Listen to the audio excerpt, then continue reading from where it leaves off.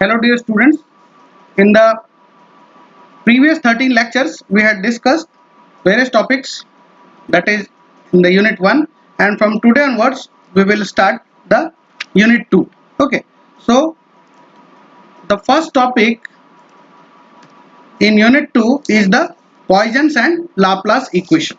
Okay, so it's very important from the viewpoint of examination also and concept. So actually Laplace equation is the special case of the Poisson's equation. Okay, so Poisson's and Laplace equation, they are derived from the Gauss law. So we know that in the first Maxwell equation, that is from the Gauss law, we had obtained this relation, and that is del dot D equals to rho v. Okay, what is D? D is the electric flux density and rho v is the volume charge density. Okay, now this D, what is the relation between D and E? That is electric flux density and electric field intensity. D equals to epsilon E, where epsilon is the permittivity of the medium. Okay, so this D can be written as epsilon E. So now this del dot D equal to del dot epsilon E equals to rho v.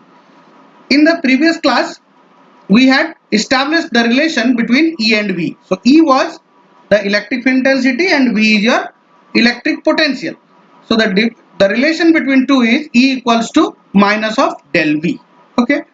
Now if we substitute this E equals to minus del V from equation 2 into this equation 1, so what will be the relation of equation 1 will become del dot EE. E means minus of del V. So minus epsilon del V equals to rho V. Okay, fine. This is for the inhomogeneous medium, and for the homogeneous medium, this equation 3 will become del dot del V, that is del 2V equals to minus rho V upon epsilon. Okay, so del dot del V is del 2V, and here in the RHS this negative sign will come this time, this side, and this is minus rho V upon epsilon, and this is known as the Poisson's equation. Okay, so the special case of this equation will occur when rho V equals to 0. Okay, so this is the special case of this equation when rho V equals to 0, and for the charge free region. See, if there will be the existence of charge, then there will be volume charge density. If there is no charge in the charge free region, so this del V will be equal to 0, and in that case this equation 4 will be reduced to del 2V equals to 0, and this is your Laplace equation. This del 2V equals to 0 is your Laplace equation, and this del 2V equal to minus rho V upon epsilon is your Poisson's equation. So basically what is the difference between this Poisson and Laplace? This Poisson equation is defined for the region in which the charge is there, obviously the volume charge density is there, and if we are talking of the charge free region, there is no charge, okay, in that region. So for that we have this Laplace equation, that is del 2V equal to 0. Okay, now if we represent this del 2V equals to 0 in the three coordinate systems, that is Cartesian coordinate system, cylindrical coordinate system, and spherical coordinate system, so we can represent in this way. Okay, so in Cartesian coordinate system we can represent it by del 2V upon del x square plus del 2V upon del y square plus del 2V upon del z square equal to 0. Why it is del 2V? Because you see this is del 2V. Okay, so this is a second order del operator. So if we want to represent this Laplace equation in Cartesian or in any coordinate system, we will have the second order del operator. So del 2V upon del x square plus del 2V upon del y square plus del 2V upon del z square, since x, y, z are the coordinates of the Cartesian system. So this is the representation of Laplace equation in Cartesian coordinate system. Now if we want to represent the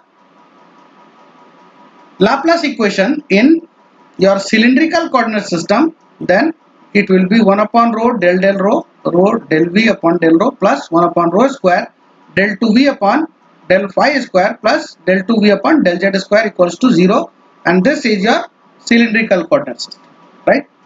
And similarly in spherical coordinate system, we do have this formula. So this 1 upon r, 1 upon r square, this all we have seen in the earlier classes when we were discussing the differential elements of spherical or coordinate systems.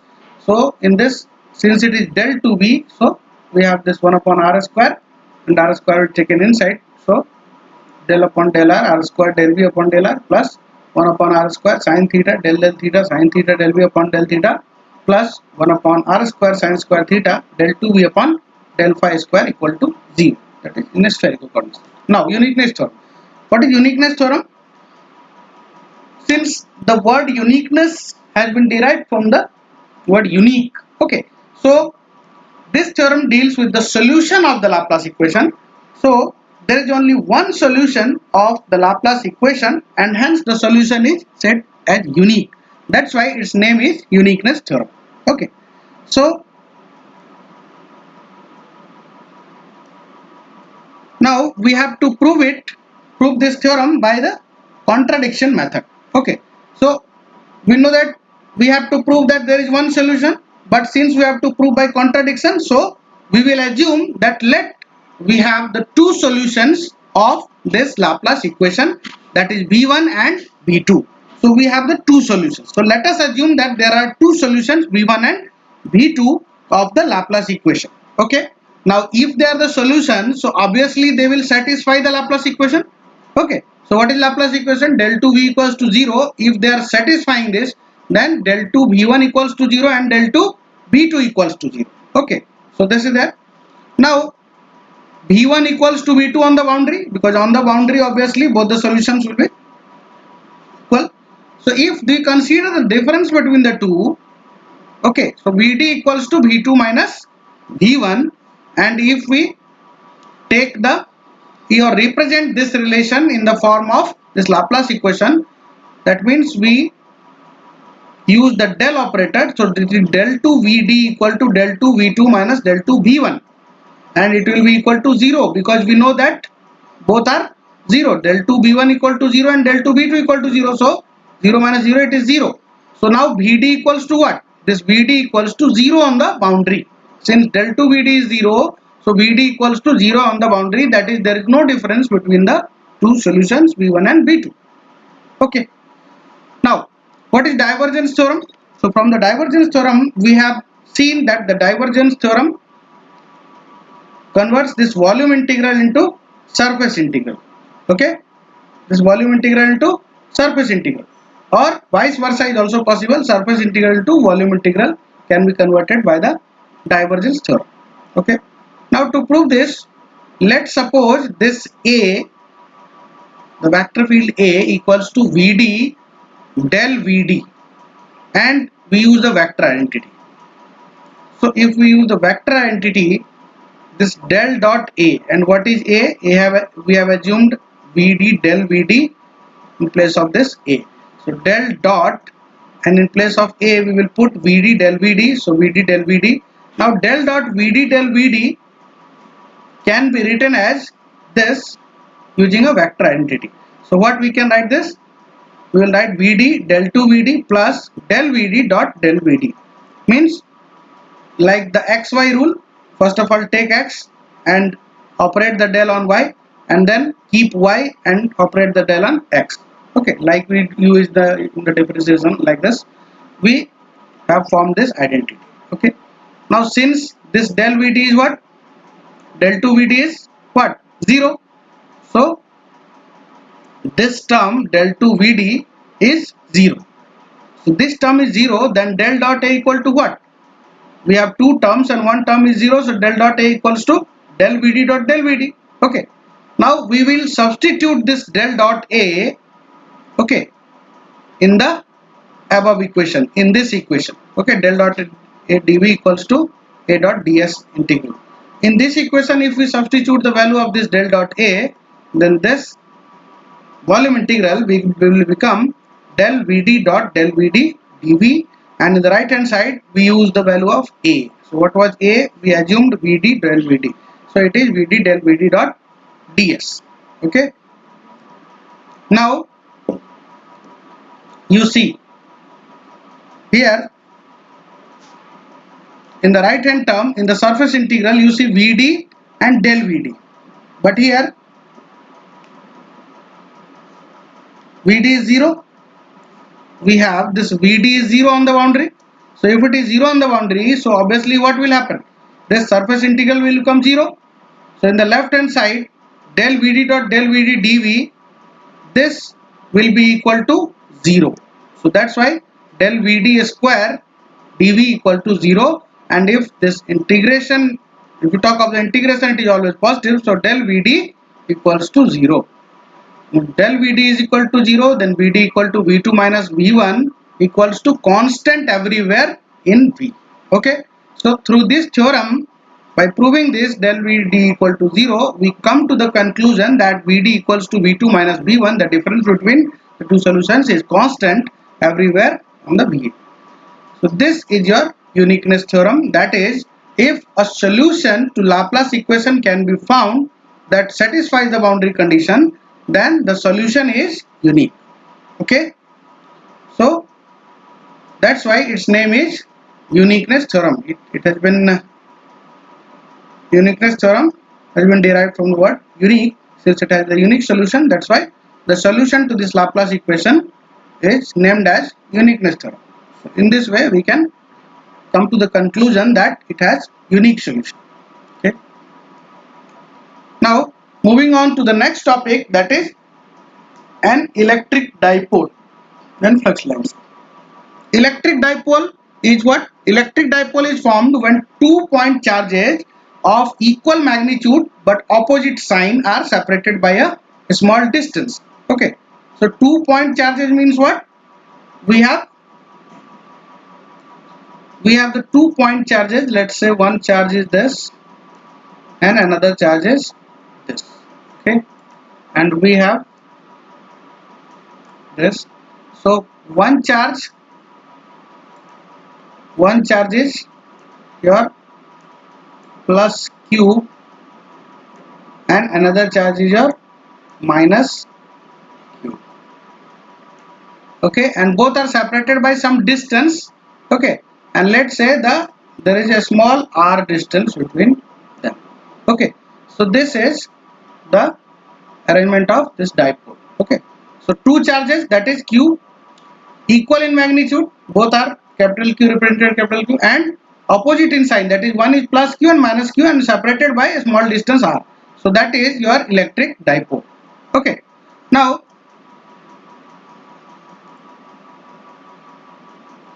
we have considered this dipole. Okay, we will see the figure later. The potential at point P is given by, so see this dipole. Okay, we have this dipole on the z axis, you can see it, two charges plus q and minus q separated by a small distance d. Okay, it is kept on the z axis and the midpoint of this dipole is on the origin. Okay, we have to calculate the potential and intensity at this point P. So this, the midpoint of this dipole is distance between this midpoint and point P at which the intensity or potential is required is r. This plus q charge is separated by distance r1 with the point, and minus q charge is separated by distance r2. Okay, and the dipole is making angle theta with this r vector. Okay, so dipole is on the z axis and this r vector is between the midpoint and the point at which intensity is required.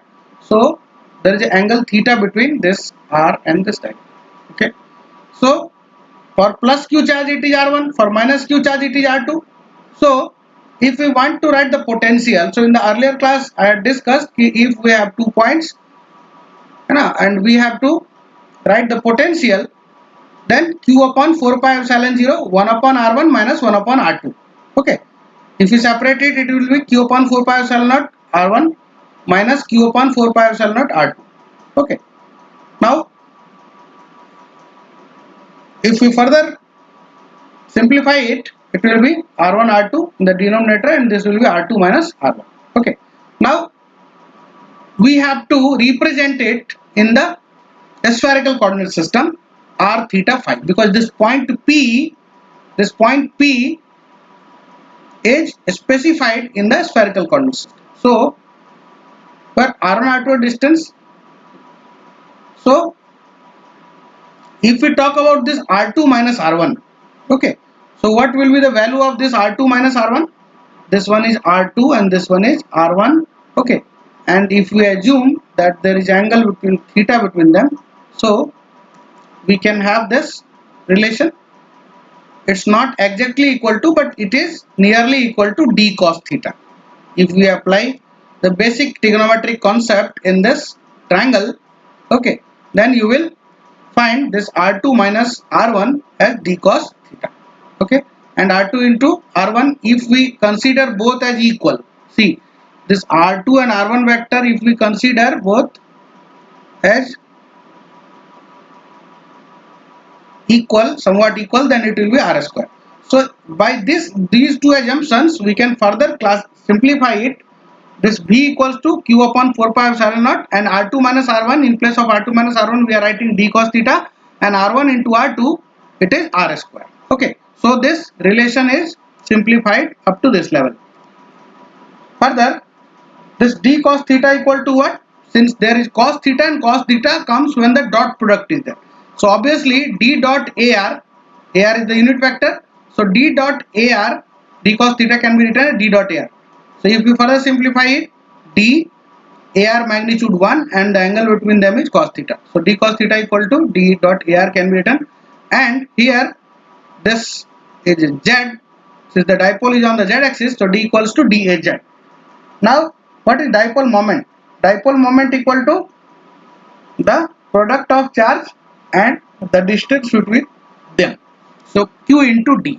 So if we further simplify it, the relation q into d, v equals to q upon 4 pi epsilon d cos theta upon r square we have. So in this q into d can be written as p, that is dipole moment, and this cos theta can be written as the dot product. So p dot ar upon 4 pi epsilon 0 r square, okay. Now since the dipole moment p is directed from minus q to plus q, okay, so this dipole center, let's say it is not at the origin but at r dash, okay, we are talking of the different case, okay. If the dipole center is not at the origin, it is not required कि always it will be at origin. In this figure it is in one case we have considered, but if the dipole center is not at origin but at some other place, other point in this space, and let's say that the position vector will be r dash, so in that case this potential can be written as what? P dot this r minus r dash, okay, like we had seen in the when we were deriving the relationship for potential. There also we had the case like this. If it is not the r vector and it is simply r dash, then we will do r minus r dash, okay. And this ar unit vector is what? R vector upon r magnitude, okay. So r vector upon r magnitude means what? R vector r minus r vector or upon r minus r vector magnitude. So it will be the r square into one more r, so it is r cube, r minus r dash cube. Now E equals to minus del V. Why we are using this relation? Because this is potential. This is the potential. If we want to calculate the electric field intensity, so we know the relation between electric field intensity and electric potential. So using that relation, we can easily calculate the electric field intensity also. So here we will do the same. What we will do? Here it is equals to minus del V, minus of del V means this potential, this one, this potential q d cos theta upon 4 pi epsilon 0 r square. This we will put it here and we will do the del operation. So del V upon del r ar plus 1 upon r del V upon del theta a theta, okay, and we will differentiate it first with respect to this r and second with respect to this theta, and we will get this relation, okay. Q d cos theta upon 2 pi epsilon 0 r cube in the direction of ar plus q d sin theta upon 4 pi epsilon 0 r cube in the direction of a theta, okay. So by simplifying this, since Q into D is what? Q into D is your dipole moment. Okay, so the Q into D in both the terms can be supposed as P, and 4 pi epsilon 0 r cube can be taken as common. So inside it is 2 cos theta in the direction of AR plus sin theta in the direction of A theta. Okay, so in this way we can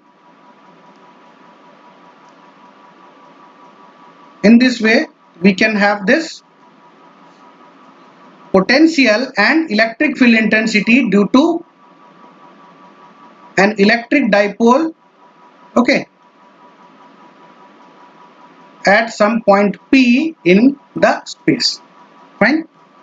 Now in the further classes under unit 2 we have to study the energy density in electrostatic fields. Okay, so we have one derivation and we have to see for the line charge, surface charge and volume charge the formula for energy density. Then further we have to study this Ohm's law in point form. Okay, so again this is also very important topic, Ohm's law in point form. Then further we have to see the polarization in dielectrics. Okay, so and thereafter in that we will see the permittivity, relative permittivity, dielectric constants, dielectric strength. Then we will come, the next topic will be boundary conditions, and we have to see the boundary conditions between dielectric, conductor and dielectric, conductor and free space, like this. Okay, so again it is very important. Then we will see the capacitance of a capacitor, the series as well as parallel arrangement and the equivalent capacitances. We have to derive the energy stored in the parallel plate capacitor, and also we will see the expression for capacitance of the coaxial capacitor. Okay, so these are some topics which we will discuss in the second unit. Okay, but it is again advised to all of you that see the lectures regularly, because the topics are connected to each other. You might have seen that in the second unit we are using many relations like E equals to minus del V, del dot D equals to rho V, divergence theorem, Stokes theorem. Okay, so these are what? These are coming from the topics of the first unit. So if you will miss any topic in the first unit or any topic, then it would be difficult for you to understand the topics which are coming further and which are dependent on it. Okay, so it is advised to view the lectures regularly. Okay, try to solve these derivations by yourself, whether you are able to do it or not, because a lot of substitutions are there in the derivations, and sometimes it may happen that you may forget that which substitution is required at which step. So it is very much required that after understanding any derivation you should practice it by yourself, and also it will help you in the numericals also, because in numericals you need to remember the formula, and you should have the aptitude that which formula is suitable to be used in which numerical. Okay, so with this I'm concluding the today's class, and whatever topic I have told you in the today's class, that will be covered in unit 2. We will discuss it later.